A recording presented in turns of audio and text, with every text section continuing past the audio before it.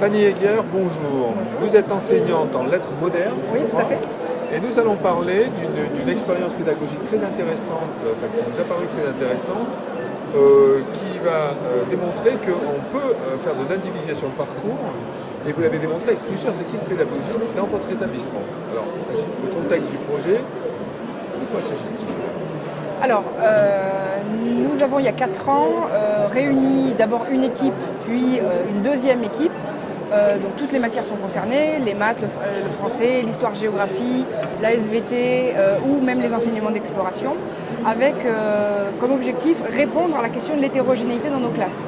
Comment permettre à des élèves présentant des profils d'apprenants extrêmement différents et des difficultés elles-mêmes très différentes, comment leur permettre de tous accéder à la réussite et quels moyens on devait mettre en œuvre pour leur permettre de progresser.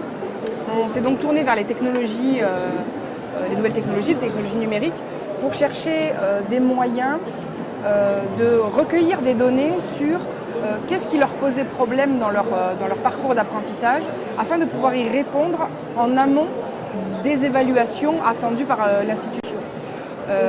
Nous avons donc mis en place un projet numérique. On a équipé ces deux classes de seconde avec des tablettes dites hybrides, c'est-à-dire des tablettes qui sont à la fois tactiles au doigt, mais qui possèdent également un clavier et un stylet permettant de reproduire le geste d'écriture. Notamment moi, parce qu'il me semblait très important dans ma discipline d'avoir la possibilité d'écrire sur les textes, puisque travailler le texte, c'est aussi l'annoter, construire son sens par l'écrit. Et il me semblait indispensable que cette dimension de l'écrit entre la technologie est à maturation, on va dire, puisqu'elle permet de faire ce genre de choses. Par ailleurs, de nombreuses études, notamment en sciences cognitives, montrent l'importance de l'écrit dans le processus de mémorisation.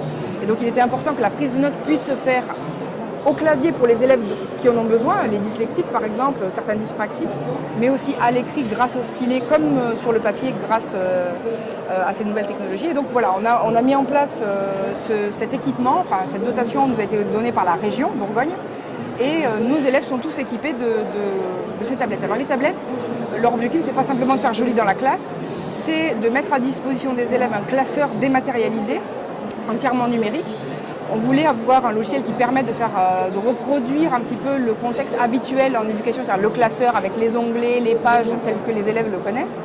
Mais ce classeur nous permet de donner accès à de nombreuses ressources, qu'elles soient vidéo, sonores pour les élèves dyslexiques, notamment tous nos textes sont enregistrés et lus de manière à ce que les élèves puissent être plus autonomes dans la prise d'informations, mais aussi des documents écrits, des documents PDF, de l'Excel, on peut agréger toutes les sortes de ressources à l'intérieur de ce classeur. Et ce classeur surtout se synchronise en temps réel avec le classeur de l'enseignant, puisque en fait il n'est pas stocké sur la tablette, il est stocké dans un cloud. Et tout le matériel connecté Internet permet d'y avoir accès. Donc les élèves, chaque fois qu'ils modifient leur classeur, que ce soit en classe, sur la tablette, que ce soit à partir de n'importe quel support connecté à Internet, ces traces se synchronisent sur mon classeur et ça me permet non pas de jouer à Big Brother, formative, qui est déconnectée, on va dire, des temps contraints de l'institution, c'est-à-dire j'ai 4 heures en français dans ma semaine. Et bien là, je suis mes élèves au quotidien. Je peux les suivre dans un continuum, on va dire, de temps qui me permet d'avoir une appréhension beaucoup plus fine de leur savoir en train de se construire et donc des difficultés rencontrées dans le processus d'apprentissage. Du coup, ce classeur qui est au départ à chaque besoin spécifique, je vais pouvoir leur envoyer des exercices ou des modalités d'apprentissage, des situations d'apprentissage différenciées en fonction de ce dont ils ont besoin. C'est-à-dire, par exemple, mes dyslexiques, je vais adapter le document. On sait que dyslexiques et dyspraxiques, par exemple, ont besoin de moins de consignes pour atteindre les mêmes objectifs, parce que l'objectif est bien identique pour tous les élèves, leur permettre d'acquérir les connaissances et les compétences nécessaires au passage en classe supérieure. Mais je vais pouvoir adapter mes situations, parfois simplement en modifiant mon document, en le formatant un petit peu différemment pour chaque élève. Voilà. Donc c'est un petit peu l'idée d'une personnalisation des parcours à partir, moi j'aime bien parler de créer des chemins de traverse dans un classeur commun, puisqu'il y a bien l'idée d'un classeur commun, mais après on va ajuster, ce qui nous permet d'avoir des données sur l'élève qui vont être utiles dans la construction de sa réussite scolaire. Ah, vous avez combien de... Donc c'est une année déjà, ça a démarré? Alors ça fait 4 ans maintenant que ça tourne et nous avons des classes à 27-28 élèves, donc très hétérogènes. Donc, ce ne sont pas des petites classes avec des petits effectifs, hein, ce sont avec des élèves qui ont vraiment tous les types de profils, puisqu'on accueille donc des élèves présentant de très bons résultats au brevet, des élèves présentant des résultats moyens, des élèves n'ayant pas le brevet. On accueille également des élèves présentant des troubles de l'apprentissage avec des troubles spécifiques comme l'autisme. Nous avons l'année dernière, on avait des élèves dysharmoniques, on a souvent des élèves dyspraxiques ou des élèves dyslexiques. On peut accueillir aussi des élèves présentant des troubles un petit peu particuliers. Cette année, j'ai une élève agoraphobe par exemple. Donc effectivement, des troubles qui, dans une classe traditionnelle, peut poser peut-être plus de difficultés. Puisque leur suivi, je pense à mon élève agoraphobe par exemple, elle est souvent absente du fait de son trouble. Là, le suivi continue à être assuré, l'élève peut continuer à travailler malgré ses difficultés, sa pathologie personnelle. Dans le côté pratique, hein, parce qu'on a peut-être oublié de dire que donc, ces tablettes restent en classe et dans l'établissement, et donc il faut que les élèves téléchargent une application qui est gratuite sur leur propre outil. Oui. Donc, comme vous avez dit, n'importe quel outil, c'est-à-dire un smartphone, une tablette, un ordinateur, n'importe quel outil qui se connecte à Internet, et ce sur n'importe quel OS, puisqu'on a des élèves qui utilisent vraiment ils ont leur propre matériel. L'objectif, nous on vient d'un établissement rural, donc avec et puis particulièrement défavorisé en termes de population. Donc on a des élèves qui ont des outils parfois anciens, des outils récupérés, des outils... Est-ce que ça a posé des problèmes? Est-ce qu'ils se connectent? Alors, est-ce que chacun se connecte tout le temps? Chez certains élèves, quelques problèmes de connexion à la maison, mais c'est vraiment à la marge. Actuellement, c'est plus dans la fracture numérique n'est plus vraiment dans la connexion des élèves à Internet. Je ne pense pas forcément de la fracture, plutôt de la motivation pour se connecter depuis la maison et de réaliser ses devoirs à la maison, donc quelque part. Est-ce que vous mesurez ça aussi? On peut le voir, puisque le classeur nous permet de voir quand est-ce que l'élève travaille, si l'élève a bien fait ses exercices à la maison. Est-ce que ça pose des problèmes? Pas vraiment, la plupart des élèves, c'est comme dans une classe normale en fait. Je ne vais pas dire qu'un élève qui est très en difficulté et qui n'a pas envie de travailler, on rencontre les mêmes problèmes que dans une classe traditionnelle, ils ne vont pas se connecter. Il n'y a pas d'apport du numérique sur ce sujet-là? Sur cette motivation intrinsèque, peut-être pas. Après, c'est dans la relation en classe que ça change.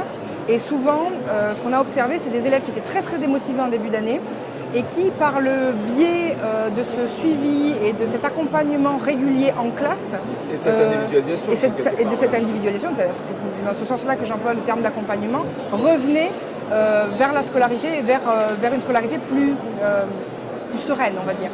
On a de nombreux élèves qui étaient décrocheurs en troisième ou en début d'année de seconde, et qui sont revenus dans le système. Alors voilà, on ne peut pas dire qu'au début de l'année, ils travaillaient. Certains élèves nous ont dit, en janvier, moi, je me suis mis à travailler parce qu'à Noël, j'ai eu un ordinateur. Donc du coup, je me suis mis à travailler parce que je me suis dit que c'était... voilà. Après, c'est pas miraculeux, c'est pas magique. Le numérique n'est pas la solution à tous les problèmes de l'école. Ce qui me semble important, c'est cette relation qu'on arrive à nouer dans le quotidien et qui, elle, est beaucoup plus bienveillante, beaucoup plus sereine, et où les élèves n'ont pas l'impression que l'école... qu'ils subissent l'école. Là encore hier, nous avions la conseillère d'éducation qu'on appelle maintenant les psy-EN en classe, et un de mes élèves qui est en difficulté disait « Depuis que je suis dans cette classe, j'ai l'impression que les cours passent beaucoup plus vite. » Et rien que ça, on se dit qu'on a déjà gagné sur sa motivation qui lui permettra de progresser à long terme. Voilà. Alors ça c'est côté élève, alors à l'Udomac on aime bien poser les deux questions, en gros côté enseignant, est-ce que depuis 4 ans vous avez fait des émules? Est-ce que, quel est le retour déjà? Je suppose que les motivations... Le premier retour, c'est que déjà on est passé d'une classe à 2 classes. Ça veut dire qu'effectivement on a réussi à fédérer, à essaimer à l'intérieur même de notre établissement, puisqu'on était au départ 2 ou 3, on est passé à 5, puis maintenant on est une dizaine de collègues. Ce qui est très intéressant, c'est qu'il y a des gens qui ont quitté le projet en cours de route parce qu'ils ne se sentaient pas très à l'aise avec les outils, parce que l'utilisation en classe pouvait leur poser des difficultés. Et il y en a d'autres qui ont rejoint le projet et qui maintenant sont eux-mêmes essaimeurs, je ne sais pas si ça existe, ce terme-là, mais qui en tout cas participe à la formation des nouveaux arrivants. Et on a vraiment l'impression que chez certains collègues, il y a eu, un véritable épanouissement. C'est-à-dire que la relation à la classe étant tellement transformée, ces collègues se sont rendus compte qu'ils pouvaient avoir un rapport extrêmement serein avec les élèves qui les a libérés d'un certain nombre de contraintes qu'ils pouvaient ressentir dans leur quotidien. Donc ça, c'est vraiment ce qu'on fait. Il y a des gens à qui ça ne convient pas, et puis il y a des gens à qui ça a vraiment permis de se sentir beaucoup mieux, même dans le système. Voilà. Alors ça se fait dans un petit établissement, si je n'ai pas Alors pas du tout, c'est un établissement où on compte plus de 1000 élèves, donc c'est quand même un établissement assez important. Donc nos pratiques commencent à doucement... Est-ce qu'il est question que ça soit pas généralisé, mais que voilà... Alors pas à l'établissement, pas dans l'établissement. Il y a des gens qui sont intéressés, qui viennent se former, c'est-à-dire que régulièrement on propose des formations, il y a des choses qui se... On a déjà essayé dans l'académie, puisqu'on a déjà des collèges qui fonctionnent sur ce modèle-là. Après, dans l'établissement, les gens viennent plutôt se former sur un outil, sans forcément utiliser l'ensemble du projet, qui suppose quand même la maîtrise de la tablette, mais la maîtrise de du logiciel de classeur numérique. Pas sur un ENT, mais ça exige de plein de choses. Un investissement. Par contre, il y a un certain nombre de pratiques qui peuvent être délocalisées sur une classe qui ne possède pas forcément d'outils numériques en classe en particulier. Moi par exemple avec mes premières L, j'utilise une partie des outils qui me permet d'assurer un suivi avec mes élèves, et mes élèves n'ont pas d'outils en classe. Voilà, ils ont leur téléphone portable, mais c'est tout. Ils ont pas de... Est-ce qu'il y a des prolongations? Est-ce que dans le futur il y a d'autres choses qui sont... Alors il y a beaucoup d'autres choses, mais qui concernent pas que ce projet-là. Nous sommes actuellement, à partir de notre pratique, sur l'idée de construire un établissement apprenant. C'est-à-dire d'aller vers la lab school publique, puisque de nombreux chercheurs sont venus nous voir. Ils souhaiteraient développer, à partir de notre projet, un véritable terrain de recherche, et donc proposer à des collègues de mettre en œuvre cette pratique-là pour pouvoir l'évaluer avec une évaluation beaucoup plus objective faite par des chercheurs sur un grand nombre de classes, pour obtenir des données observables sur l'impact qu'a réellement chacune des pratiques sur les apprentissages des élèves. Mais c'est vrai que dans notre établissement, qui est un établissement, comme je le disais au départ, très défavorisé, il y a beaucoup d'enseignants qui cherchent des moyens de répondre à la question de l'hétérogénéité par d'autres biais que le nôtre. Et dans le projet d'établissement apprenant puis de Lab School, ce qu'on aimerait arriver à mettre en œuvre, c'est une mutualisation de ces pratiques innovantes, qu'elles soient numériques ou pas. Alors la plupart sont numériques, mais qu'elles soient numériques ou pas, pour qu'il y ait vraiment un échange et un partage, pour qu'on puisse œuvrer tous dans le même but. Et ça s'est construit à partir de ce nouveau fonctionnement qu'on a dans notre équipe, qui est un fonctionnement, on travaille vraiment en équipe. C'est-à-dire que, par exemple, là, on est 2 équipes en France. J'ai une collègue de français qui travaille avec moi. Et en fait, on construit nos cours ensemble. C'est-à-dire que les cours sont construits à plusieurs voies, voire par plusieurs matières. Et ce fonctionnement-là, qui est sur un mode totalement horizontal, où on échange, ça change beaucoup de choses. Ça change beaucoup des pratiques habituelles, ça change beaucoup dans notre relation à l'intérieur du groupe, mais aussi avec toutes les équipes administratives. Et c'est ça qu'on aimerait arriver à essaimer plus encore que simplement le projet numérique. C'est ce fonctionnement qu'on a réussi à créer dans nos classes, avec nos élèves, mais aussi dans nos équipes, entre les différents collègues, qu'on aimerait arriver à partager avec nos autres collègues, qu'ils utilisent ou pas les mêmes processus, parce que notre but c'est bien le même, c'est bien faire réussir nos élèves. C'est bien les amener tous vers des études supérieures, en tout cas un épanouissement personnel, qu'ils passent par l'école ou pas d'ailleurs, mais qu'on puisse les accompagner s'ils ne passent pas par l'école aussi. Voilà. Bon, on va conclure là-dessus. Merci beaucoup. Et bon courage pour la suite. Alors. Merci, je vous souhaite une bonne journée.